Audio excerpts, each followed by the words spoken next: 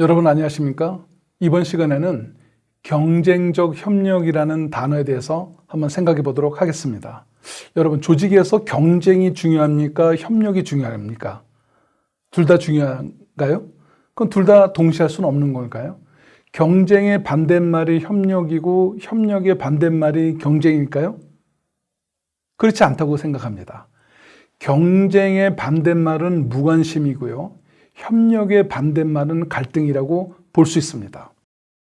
어쨌든 이 경쟁과 협력을 동시에 달성한다면 좋은 일이겠죠.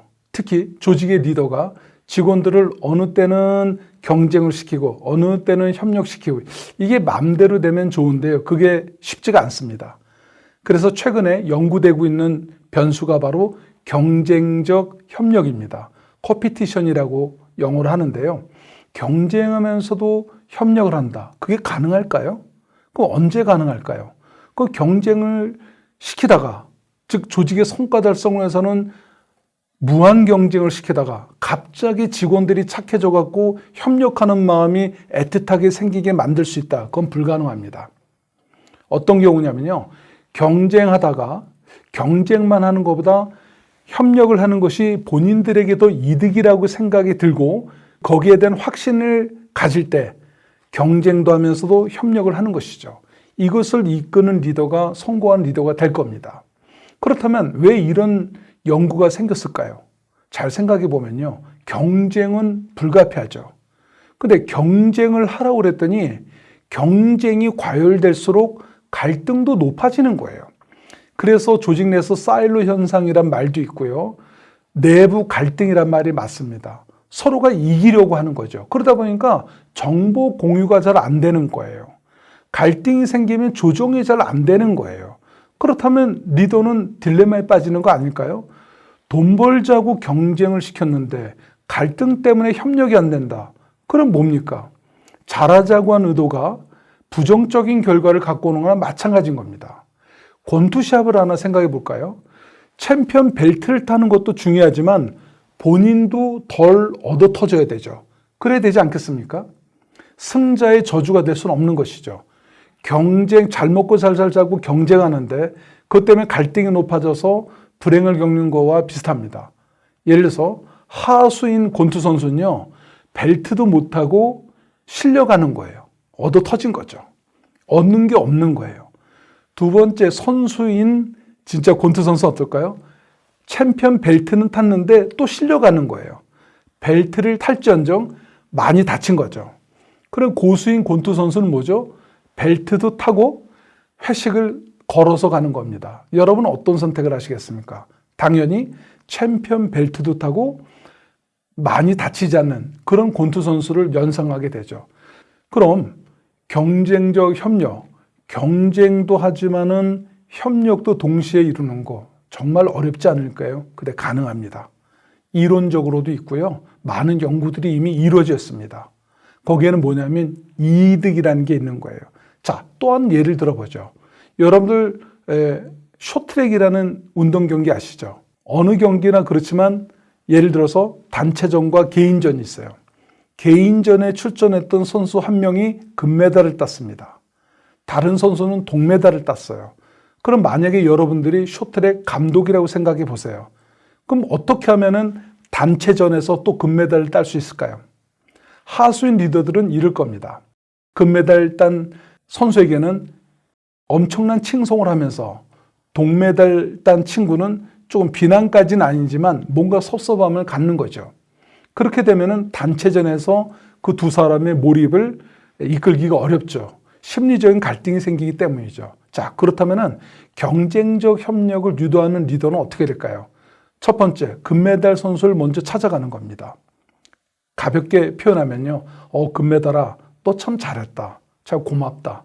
넌 정말 금메달감이었어. 라고 칭찬해 주고요. 하나를 더 부탁하는 거예요. 동메달 딴 친구랑 단체전을 겪어야 되는데 저 친구가 지금 많이 섭섭해할 수 있고 서운할 수 있잖아? 근데 그 친구를 잘 도와서 네가 단체전에 협력을 잘하면 이번에 단체전에서도 금메달을 따면 자네는 금을 갖고 가게 돼. 어때? 좀 잘 좀 해주지 않겠어? 이렇게 부탁을 하는 거죠. 그 다음에 동메달을 딴 친구한테는 가서 뭐라고 그러겠습니까? 동메달아, 난 네가 금메달감이라 생각해. 단지 운이 안 좋았을 뿐이야. 그리고 금메달 딴 동료가 조금 질투도 나고 서운하겠지만 잘 생각해봐. 저 친구랑 단체전에서 협력을 잘하면 너는 금동을 갖고 갈 수 있어. 만약에 지금 그 협력을 거부하면 너는 동메달 하나만 갖고 가야 돼. 어떨까? 여러분, 잘 생각해 보면 지금 제가 말씀드린 사례가 약간 유치하게 보일 수도 있어요. 그러나 금메달 딴 친구나 동메달을 딴 친구나 둘 다 자신의 감독이 금메달을 요구해서 자기들을 이렇게 꼬시고 있다라고 생각할 수도 있습니다. 근데 언뜻 생각해 보면, 현실적으로 생각해 보면 금메달 입장에서는 동메달과 다 협조해서 금메달 따면 되는 거예요. 동메달 입장에서는 금메달 딴 친구와 협력을 잘해서 금이라도 하나 갖고 하면 자기한테 이득인 거예요. 그러니까 아까 말씀드린 것처럼 경쟁 관계에 있는 사람들이 경쟁만 해서 얻는 이익보다 일시적으로라도 협력을 해서 이득을 얻는다면 기꺼이 협력을 할 수 있는 거죠. 그래서 경쟁적 협력이라는 단어가 나온 거고요. 이런 경쟁적 협력을 이끄는 능력을 가진 리더가 고위 임원이 될 수도 있고 좋은 존경만 리더가 될 수도 있습니다. 어떻게 생각하십니까, 여러분? 그러면 이 경쟁적 협력을 이끌려면요, 몇 가지의 조건이 있습니다. 4가지가 있는데요. 첫 번째는요, 뭐겠습니까?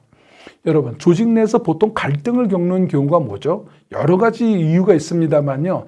첫 번째, 책임 공방이에요. 이게 누구 책임이냐? 이게 누가 할 일이냐? 즉, 공정하지 못한 현실에 대해서 분노하고 그 원인을 상대방한테 미루는 거죠. 그 원인을 제공하는 거는 뭐냐면요, 리더가 처음부터 이 갈등을 유발하는 단초를 제공하는 건 마찬가지입니다. 그래서 첫 번째 뭐냐면 정확한 목표를 설정하는 거가 제일 중요하고요. 이 정확한 목표 설정과 함께 동반돼야 되는 것이 공정한 경쟁을 보장해 주는 거예요. 편애를 하지 않고 객관화된 목표, 정확한 목표, 그리고 이것이 잘 전달됐는지 또 분배가 잘 됐는지 이것에 대한 공정성을 확인을 해야 됩니다. 물론 조직 내에서는요, 완벽하게 공정하게 이렇게 업무를 나누는 건 쉽지 않습니다만 그걸 물어보는 거예요. 자, 이런 상황인데 자네는 이걸 하고 자네는 이걸 하고 이렇게 해야 되는데 어떻게 생각해? 거기에 대한 공정성을 확인하는 거죠. 이것이 첫 번째입니다. 다시 말씀드리면 경쟁적 협력을 이끄는 첫 번째 조건은 정확한 목표 수립과 공정한 경쟁을 보장해 주는 겁니다. 그러면은 모든 책임이 리더에게 오는 것이 아니라 각자의 책임 부담을 갖게 되는 것이죠. 두 번째는 기버가 존중받는 조직 문화를 만들어야 됩니다. 기버가 뭐냐면요, 미국 와튼 스쿨에 애덤 글랜트라는 학자가 쓴 책이 있습니다. 기브 앤 테이크란 책이죠. 조직 내에는 3가지 부류의 사람이 있다고 합니다. 테이커, 매처, 기버가 있대요. 테이커는 받기만 하는 사람이에요. 뺏거나 얌체죠. 자기의 이득만 챙기는 사람이에요. 매처는 자기가 받은 만큼만 베푸는 사람이에요. 기버는 남을 돕는, 주는 자입니다. 왜 기버가 존경받는 문화가 돼야 되냐? 경쟁이 심하다 보면요, 절대로 누구나 손해보려고 하지 않아요. 그건 인지상정이죠. 그런데 기버를 보면은요, 기버가 약간 손해보는 것 같지만 그런 사람한테 호의적인 생각을 갖게 됩니다. 요즘 보면요, 단기 성과주의가 중심이 되다 보니까 테이커가 많아졌고요, 기버가 줄어들어요. 왜 그럴까요? 테이커가 오히려 더 안전하다고 생각하기 때문입니다. 그래서 리더분들은 뭔가 자기 일도 잘하지만 정보를 공유하고 서로 돕고자 하는 사람이 존중받고 오히려 더 많은 이득을 갖고 하고 배려를 받을 수 있다라는, 그리고 기버가 존경받는, 기버가 존중받는 그런 조직 문화를 만드는 것이 중요합니다. 아무리 일을 공정하게 주고 목표를 해도요, 뭔가 이렇게 자기 일만 하는, 어떻게 보면 뭐 자기 일만 하는 게 문제는 아니지만 얌체처럼 남을 돕지 않는 사람이 안전해지는 것이 아니라 돕는 것을 좋게 하는 것이 중요하겠지 않겠습니까? 여러분이 잘 아시는 중국의 알리바바라고 아시겠죠? 마인이라는 이 창업주가 옛날에 이렇게 했습니다. 직원을 평가할 때 협력을 하지 않을 수 없게 만들었어요. 예를 들면 50평가에서 50% 정도는 직무평가고요. 50%는 가치관 평가입니다. 즉 자기를 잘하면은 만점이 50점. 그다음에 남을 돕고 회사에 누가 안 돼도 일하는 게 50점이에요. 어떤 사람이 자기는 깔끔하게 잘하는데 남을 돕지 않아서 평판이 안 좋다. 자기 일 한 거는 50점, 평판은 20점. 그럼 70점이지 않습니까? 100점 만점에 70점. 그러면은 그 사람의 연봉은 올라갈 수가 없는 거예요. 그러니까 협력하는 것이 하나의 문화가 되는 것이죠. 결국 협력은 협력을 억지로 하는 것이 아니라 협력하는 것이 자기한테 이득이 된다라는 그런 문화나 제도가 밑받침돼야 될 것 같습니다. 세 번째 조건은 뭐냐면 모든 일을 협력할 수는 없습니다. 무턱대고 협력만 하면요 비용이 들어요. 예를 들면 두 팀이 경쟁하는데 한 팀이 치고 나가야 되는데 멈칫하는 거예요. 왜? 협력하라 해서 기다려야 된다라든지 협의를 해야 된다. 이러면은 늦어질 수 있습니다. 그래서 유능한 리더는 협력할 일과 경쟁할 일을 구분해서 경쟁할 땐 경쟁하고 협력할 땐 협력할 수 있는 그런 조정과 균형감을 갖는 것이 굉장히 중요하다고 할 수 있겠습니다.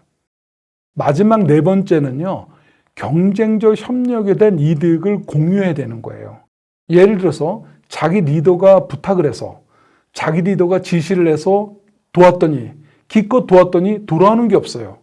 이득이 없는 행동은 절대로 반복되지 않습니다. 우리 리더가 시켜서 조금 도왔더니 야 그때는 손해본 것 같고 없는 시간 쪼갠 것 같고 내 파일을 나눠주는 것 같아서 약간 찝찝했는데 오히려 돕고 나니까 더 이득이 있다. 그러면 굉장히 이득 아니겠습니까? 정리해보면 그렇습니다. 경쟁적 협력은 그렇게 어려운 것만은 아닙니다. 결론적으로 이득이 있는 곳에 동기가 유발된다는 거죠. 그리고 이득이 있는 곳에 협력은 가능한 겁니다. 이득이 있는 곳에 협력은 경쟁을 초월한다고 볼 수 있는 겁니다. 네 가지를 다시 정리하면 첫 번째는 뭐죠? 정확한 목표 수립과 공정한 경쟁을 보장해 주는 것. 두 번째는 기버가 존중받는 조직 문화를 형성하는 것. 세 번째는 협력할 일과 경쟁할 일을 구분해서 실행하는 것. 네 번째는 경쟁적 협력의 이득을 항상 가시적으로 제공해 주는 것이 중요하다고 생각할 수 있겠습니다. 여러분, 많은 예들이 있는데요. 특히 한 가지 예를 들면 여러분이 잘 아시는 디즈니는요. 브레인 트러스트라는 회의 체계가 있습니다. 여기에는요. 8명의 기라성 같은 유명한 감독들이 있죠. 이들은 평소에는 교류가 별로 없습니다.